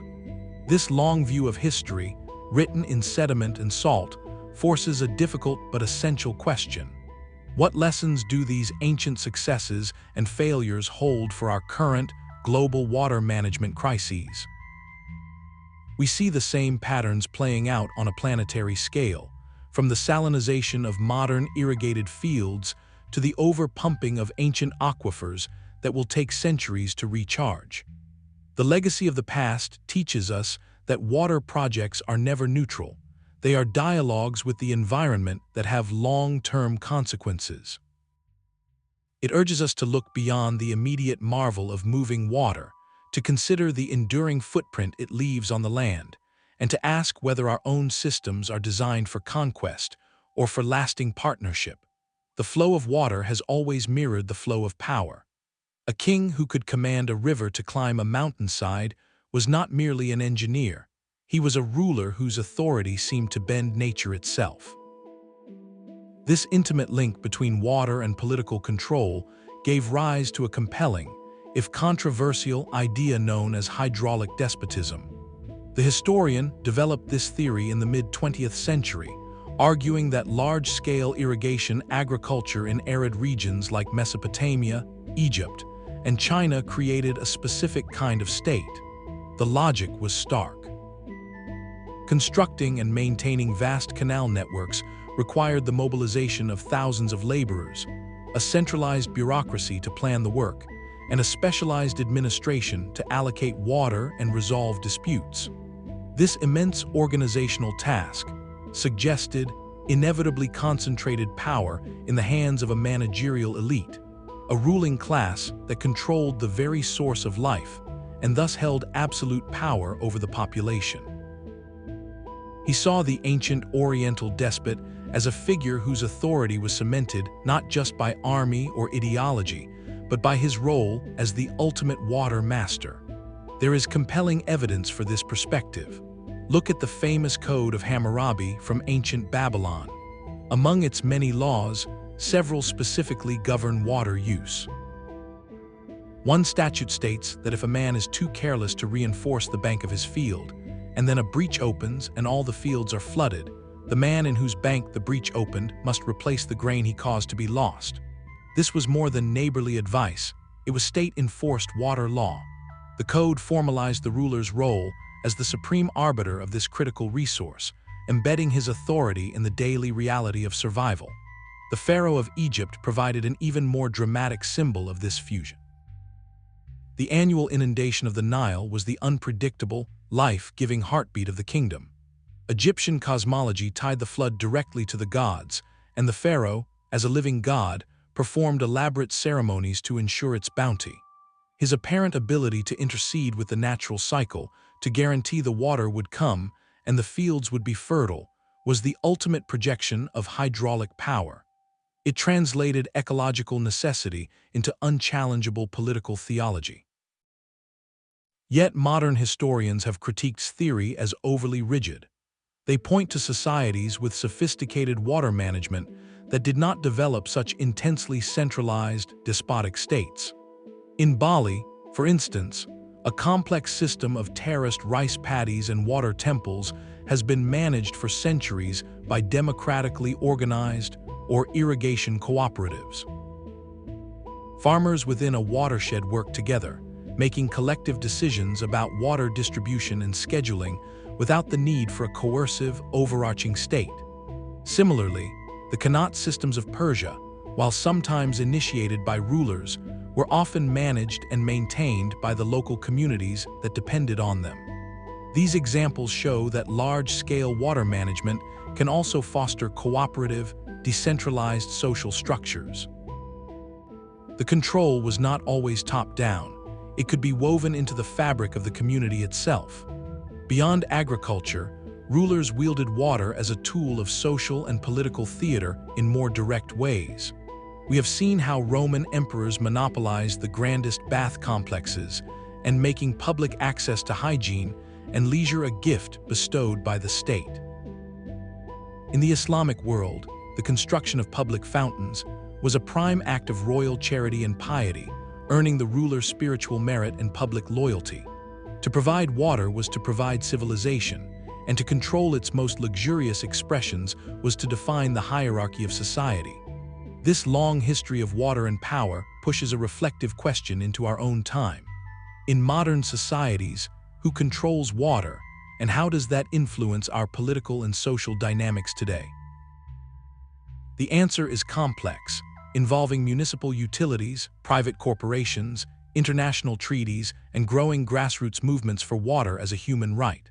The core tension, however, remains unchanged.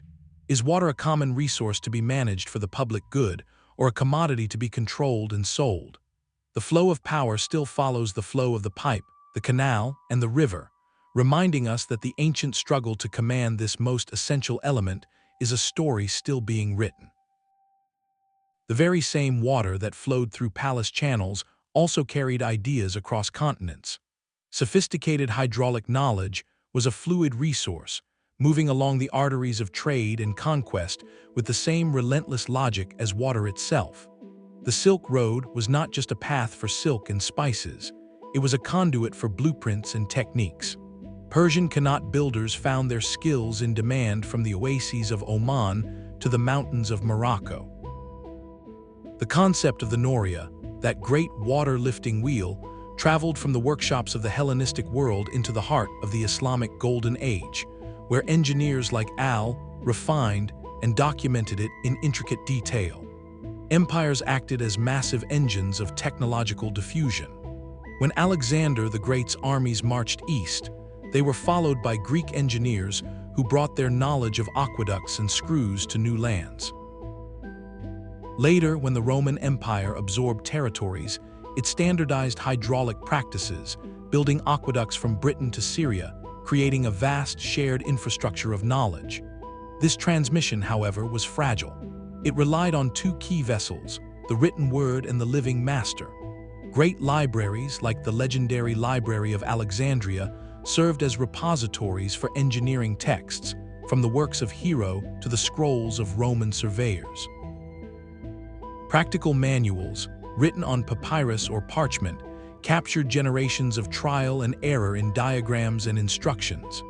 Yet these physical records were vulnerable to fire, decay, or the simple neglect that follows political collapse. More delicate still was the knowledge held in the minds of specialists, passed from master to apprentice within closed guilds or families. This oral and practical tradition was rich with nuance, but it could vanish in a single generation if the social structures that supported it were broken. The history of post-Roman Europe provides a stark lesson. As the Western Empire fragmented, the complex administrative and technical core needed to maintain the aqueducts dissolved.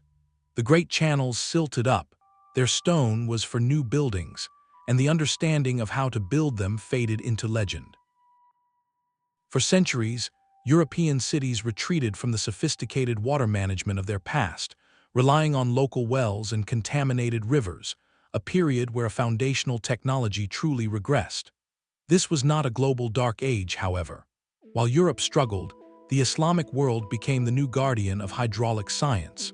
In centers of learning like Baghdad and Cordoba, scholars meticulously translated and studied Greek, Roman, and Persian engineering texts. They did not just preserve this knowledge, they expanded upon it, pioneering new techniques in water distribution, storage, and purification for their cities, palaces, and mosques. The survival of Roman engineering manuals in the Byzantine Empire played a similar role. These texts, safeguarded in Constantinople's libraries, would eventually make their way to Italy, where Renaissance humanists rediscovered them, providing the technical inspiration for a new era of hydraulic ambition. The journey of the Qanat is a perfect microcosm of this process.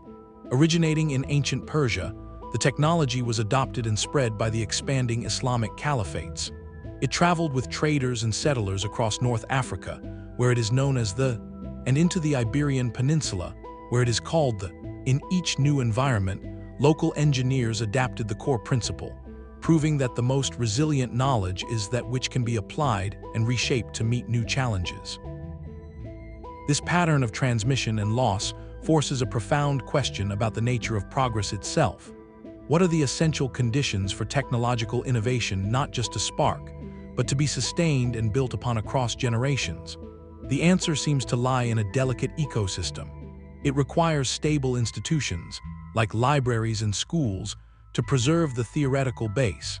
It needs economic networks and political stability to allow for the free movement of experts and ideas. Most crucially, it depends on a culture that values practical knowledge, that invests in education and rewards innovation. When these elements align, knowledge flows like a perennial river, nourishing each new generation. When they fracture, that river can sink back into the sand, leaving only the ghostly outline of its former course. This historical fragility brings us to a final, unifying mystery, one that connects every aqueduct, qanat, and fountain we have explored: the enduring human desire to find a hidden order beneath the surface of the world, to believe that even the most chaotic forces can be understood and guided by a patient, observing mind. A ghostly grid appears on a computer screen, traced not in stone, but in the subtle variations of light and shadow across an arid plain. This is how we find the lost rivers of antiquity today, not with shovels alone, but with eyes in the sky and ears in the earth. The story of ancient hydraulics is not just written in the grand ruins we can see, but in the faint whispers left beneath our feet, and uncovering it requires the mind of a detective, the patience of a scholar, and the toolbox of a modern scientist. How do we know what we know?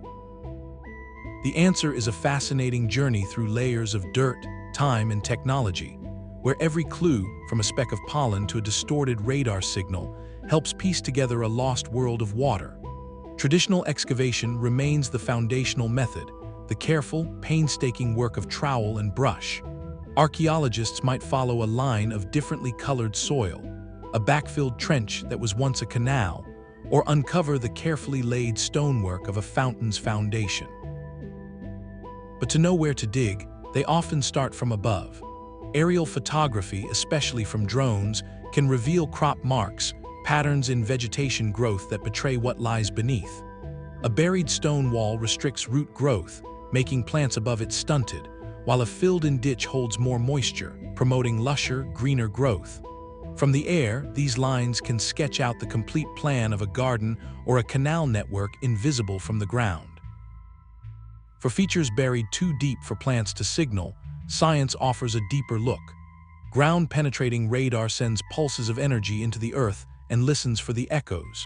Different materials, like a void from a collapsed pipe or a dense layer of compacted clay from a canal lining, reflect these signals uniquely, allowing researchers to map subsurface structures without ever breaking ground. It is like giving the Earth an ultrasound, revealing its hidden anatomy. Sometimes the most telling evidence is microscopic. Sediment analysis is a powerful form of environmental storytelling. By taking core samples from the bottom of an ancient reservoir or from the soil of a garden terrace, scientists can analyze the layers. They look for pollen grains, which tell them exactly what plants were grown there. They find traces of fertilizers, like ash or manure. They even analyze the chemistry of the soil itself, which can reveal centuries of irrigation patterns. A layer rich in certain salts might indicate a period of poor drainage or overwatering, a silent record of a hydraulic system's failure. The work is profoundly interdisciplinary. An engineer calculates the hydraulics, determining the slope needed for a channel to function. A geologist identifies the source of the stone used for pipes. A chemist analyzes the composition of ancient mortar or the mineral deposits, called sinter, that built up inside aqueducts. By measuring the thickness and layering of these deposits, experts can estimate the volume and duration of water flow, even determining if the aqueduct operated seasonally or year-round. The challenges are immense. Many of these systems were systematically dismantled, their stone blocks and lead pipes robbed for later buildings. Others lie entombed beneath modern cities, accessible only in fleeting glimpses during construction projects. In the 1960s, during the building of the Rome subway, workers constantly encountered the buried remains of aqueducts and pipelines, a poignant reminder of the modern city resting atop its ancient hydraulic skeleton. A stunning example of modern discovery comes from the deserts of Iran. Using Cold War-era satellite imagery and modern multispectral analysis, researchers have identified thousands of lost Qanat lines, their chain of vertical access shafts appearing as faint dotted lines across the landscape.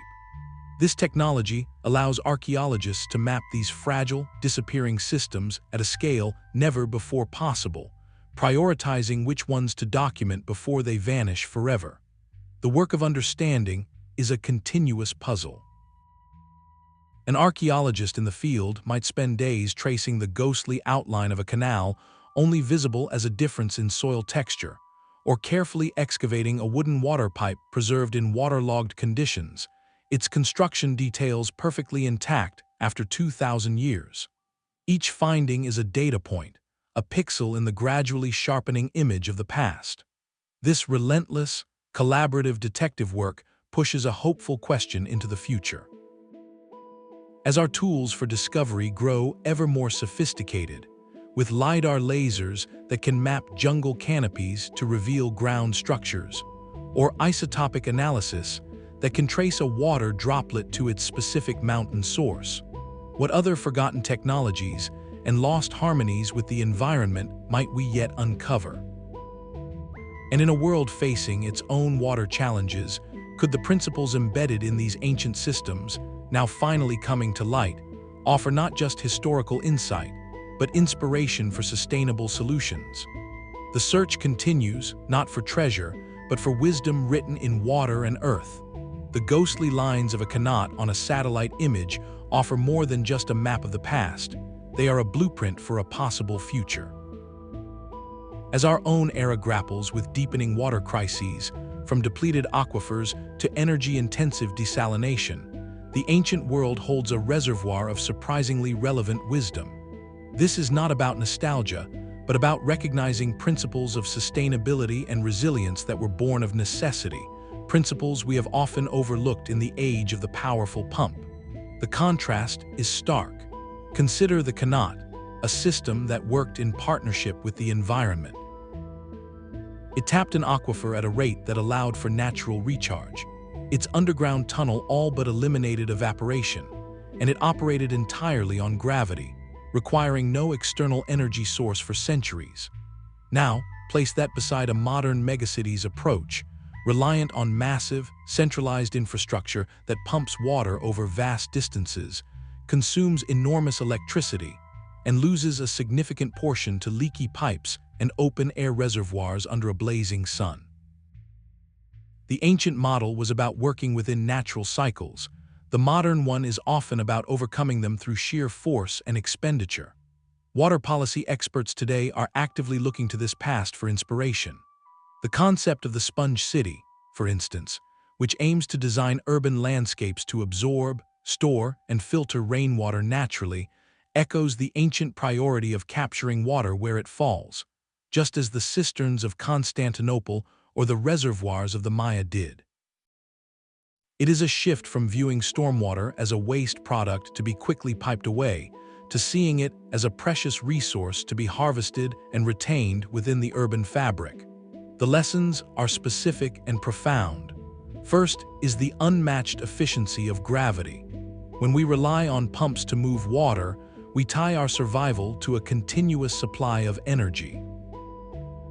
Ancient engineers from Rome to Peru understood that the most reliable engine is the Earth's own pull, and they designed their aqueducts and canals with slopes so precise they function without a single watt of power. Second is the negotiable importance of storage and conservation. The vast cisterns of antiquity were not an afterthought. They were the heart of the system, a buffer against drought and disruption. They teach us that security lies not just in the pipe, but in the bank account. Third is the need to integrate water management with urban planning from the very beginning, not as a utility to be added later. The Alhambra were designed around their water sources, making the flow of water the organizing principle of the entire settlement. There is even a lesson in the ancient aesthetics of water. When a culture celebrates the sight and sound of water in public fountains and garden rills, it fosters a public appreciation for the resource itself. This visible, beautiful integration makes water part of the community's identity, encouraging a deeper ethic of stewardship and conservation. It moves water from an invisible utility bill into the realm of shared cultural value. These principles are being revived in tangible projects. In arid regions from Iran to Oman, there are initiatives to clean and restore ancient Qanat systems, recognizing their sustainable yield. In the American Southwest, some landscape architects are designing arid zone gardens that use ancient Middle Eastern techniques of shaded channels and reflective pools to reduce evaporation while creating oases of coolness. These are not replicas, but adaptations, applying ancestral logic with modern materials. This brings us to a pivotal reflective question, one that frames our entire journey from desert gardens to cloud citadels. In a world of advanced technology, can looking back to pre-industrial, gravity-fed, and ecologically integrated water management actually help us design a more resilient hydrological future? The past does not offer a single, ready-made solution, but it does offer a different way of thinking. It presents a catalog of strategies forged in scarcity, a testament to human ingenuity that sought harmony with the environment rather than dominance over it. Our challenge is to merge that deep-time wisdom with our contemporary knowledge, to create systems that are not only smart, but also wise. The ultimate lesson may be that the most advanced system is not the one that consumes the most energy, but the one that best understands the enduring rhythm of the water cycle it seeks to harness. A digital blueprint now grows where the last stone was cataloged, a phantom aqueduct taking shape not in mortar, but in pure light. This is the new frontier for studying ancient hydraulics, where discovery is no longer confined to the trowel's edge, but expands into virtual worlds and microscopic realms. The field is pivoting from simply unearthing these systems to fully inhabiting and understanding them, using tools that let us see the invisible and walk through the long vanished. At the forefront are immersive digital reconstructions. Through three-dimensional laser scanning and photogrammetry, archaeologists can create millimeter-perfect models of existing structures, like a surviving stretch of aqueduct or a palace cistern.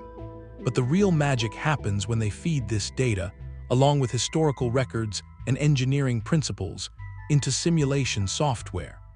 Researchers can now create dynamic virtual reality models of entire hydraulic networks. You could stand in a digital reconstruction of the Court of the Lions and watch, in real time, how water flowed from the reel, through its hidden channels, and into the fountain, understanding the pressure and volume needed to create that perfect, murmuring arc. Or you could fly along the path of a Roman aqueduct, seeing the landscape as the surveyors saw it, appreciating the challenges of terrain they overcame.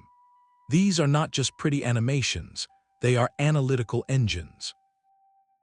Scholars can run tests within the model, asking what happens if a sluice gate is closed here, or if the water source diminishes by 20%, revealing the system's vulnerabilities and resilience in ways excavation never could. Beyond the visual, science is probing the molecular memories locked in the soil itself. Sediment DNA analysis is opening a window into the past ecology of these water features.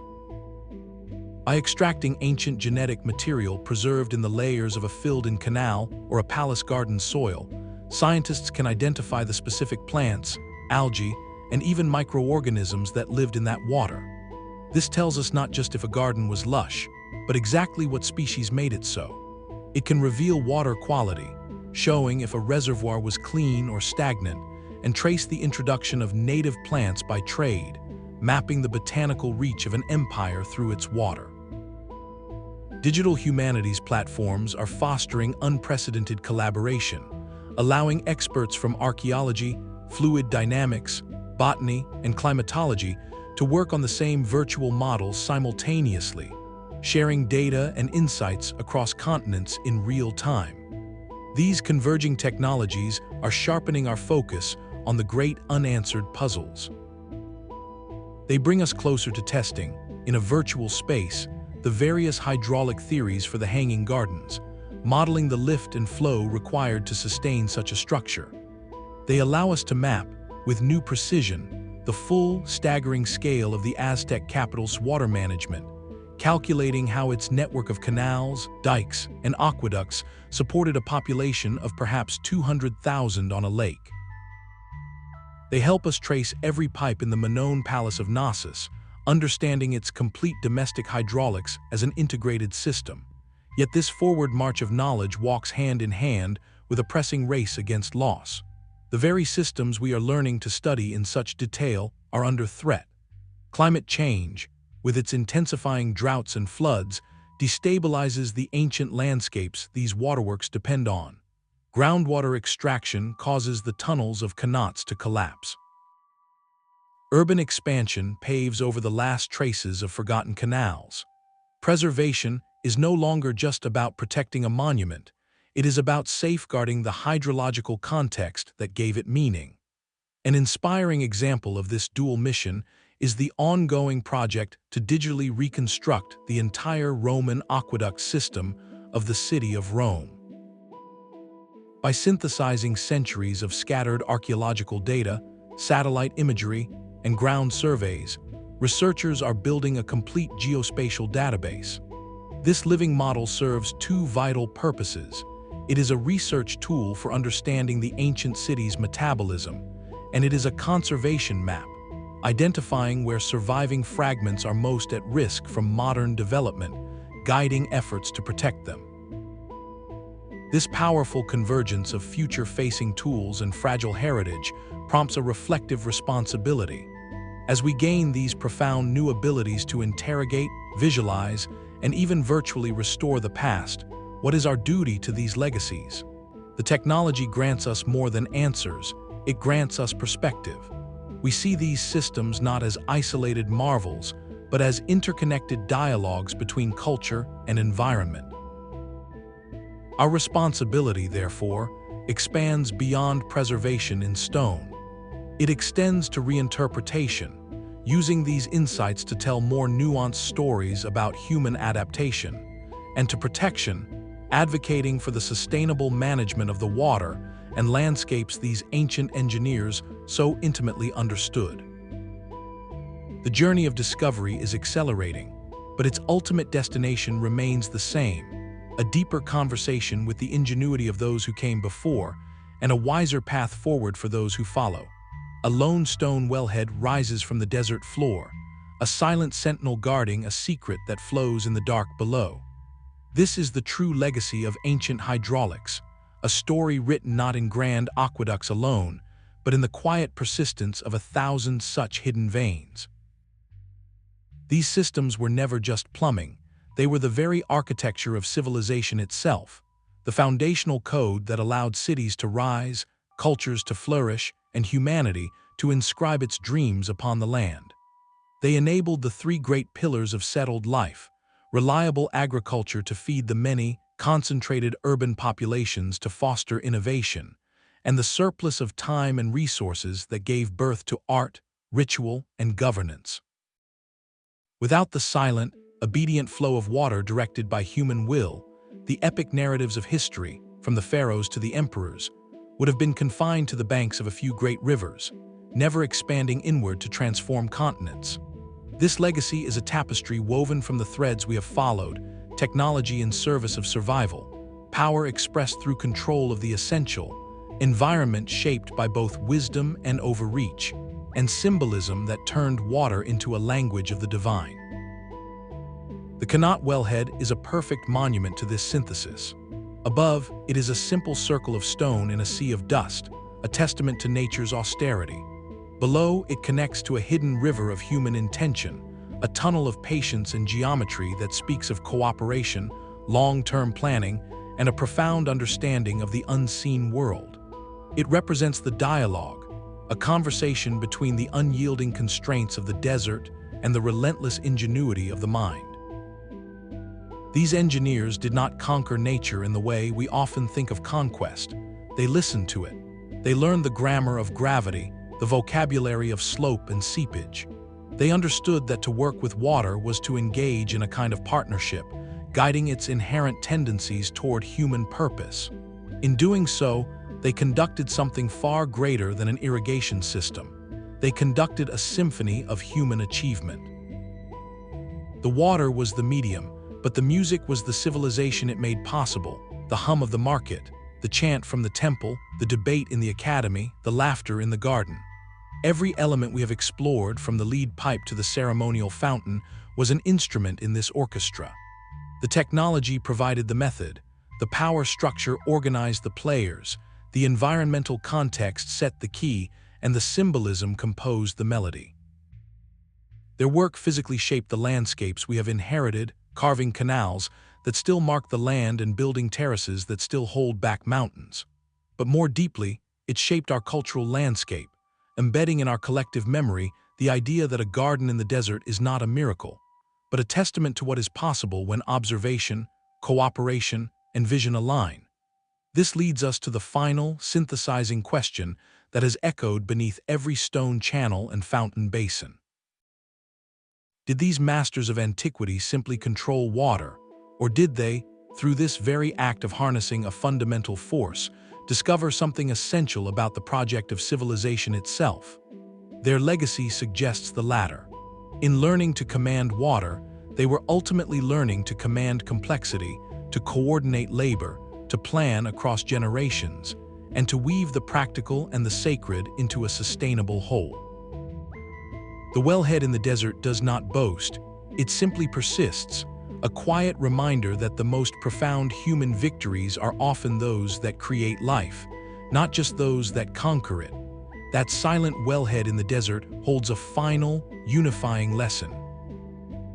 From the whispering qanats of Persia to the roaring fountains of Versailles, the hydraulic systems of ancient gardens and palaces reveal a timeless truth: water is the lifeblood of civilization, and mastering its flow is an act of both supreme practicality and profound artistry. Our journey has taken us through the hidden tunnels that arid plains, the monumental aqueducts that carved rivers through stone, and the delicate pipes that turned water into a performer. We have seen how these technologies were never neutral. They were instruments of power, expressions of faith, and testaments to a deep desire to shape the world into something both beautiful and orderly. These ancient networks speak to us across the centuries, not just as ruins, but as repositories of wisdom. They teach us about the delicate balance of sustainability, showing how working with natural cycles, like the gentle Qanat, can create enduring abundance, while fighting against them can lead to hidden costs. They lay bare the unbreakable link between the control of a vital resource and the structure of political and social power, a dynamic as relevant now as it was in the courts of Babylon or Rome. Most of all, they celebrate the relentless human drive to create beauty from sheer necessity, to transform the fundamental task of survival into an opportunity for wonder. So the next time you see a modern fountain dancing in a city square, or pause by a garden's reflecting pool, consider the invisible history flowing there. That simple, elegant stream of water carries within it of innovation, thousands of forgotten hands, and countless moments of brilliant insight. It is a direct legacy of those ancient engineers who first dared to ask a river to climb a hill. If this exploration of ancient ingenuity resonated with you, we would love to hear your thoughts in the comments below. What other historical mystery, woven from technology and human ambition, should we delve into next? For more journeys into the hidden stories of our past, please subscribe and join us on our next adventure. Thank you for watching, and remember, to understand the complex currents of our present, we must always listen to the whispers